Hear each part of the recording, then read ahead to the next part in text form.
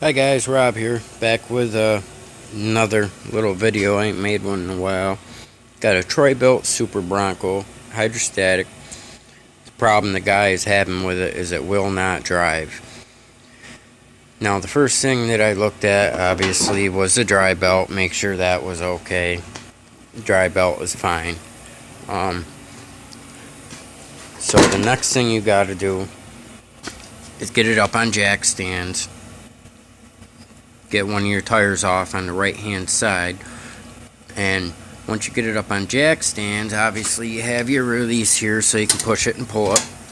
You pull it to disengage it. You're gonna have to start this up and get it running and have the brake disengaged, so while you are putting oil in it, it will suck the oil in. Otherwise you have to, it would take forever to put oil in the transmission.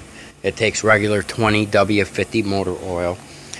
And to fill the transmission on these, you take the battery box all out, and right here, let's see with the light here, there's a little black cap. It's right there. And that plug is where you fill your hydrostatic oil. And there's actually a plug, and then there's like a little another rubber piece that goes on top of the plug. You just rip the plug off of it, and then you can remove, just like that. You can just pull it right out, and then you have your access hole to fill it with oil. And when it is running and driving, it takes oil much quicker. And the way to do that is obviously the seat switch has to be engaged in order for it to drive without sitting on it with the brake released. But what you have to do is get down underneath of the machine, and up and under the machine you will see that I have disconnected the brake switch. I took the brake switch right off the machine, and you run a zip tie around it just to hold the brake switch shut, so that way it thinks that the brake is on, and then you can disengage. Then you can run the machine with the brake being released, so that way there's tension on the drive belt so that it'll move. And then once you do that, you start up the machine.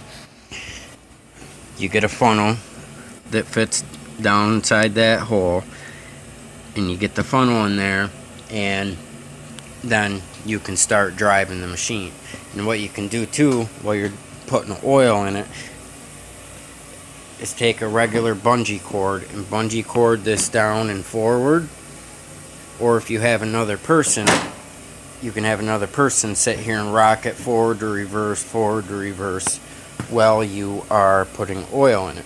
And also while you're putting oil in it, another helpful hint is to take this release and just keep pushing it in and out, in and out, in and out, and it'll help bleed the system as well.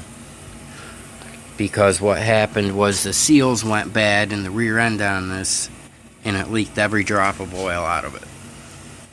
So that is how you get oil back into the machine.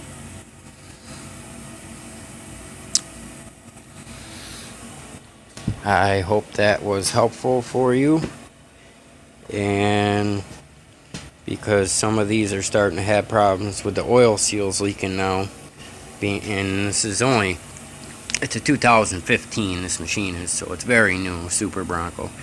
But hopefully that was helpful to you, so that way if you leak all your transmission fluid out and you can't get it to bleed again, that is what you do. Just remove that cap that was back up on top, take the battery out, and then to start the machine you can just hook a regular jump pack if you have one right up to it, or you can plug the battery in, or just run if you don't have a jump pack, you can take jumper cables and jump the wires down to the battery sitting on the floor.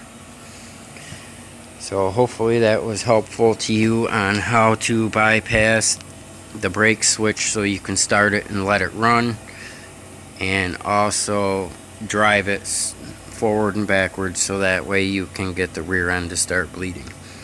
So what I'm doing right now is, because it was drained right out of oil and it will not move whatsoever, is I have not replaced the seals yet, but I want to get oil in it just to make sure that something did not get damaged, because if I can't get it to prime back up and drive, then you're going to have to drop the rear end, split it, get inside there, and physically fill all the pumps with oil again, and then try the process all over again.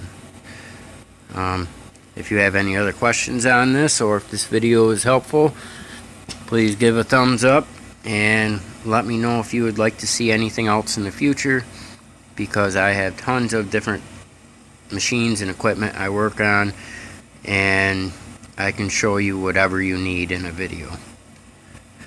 Alright, thanks guys.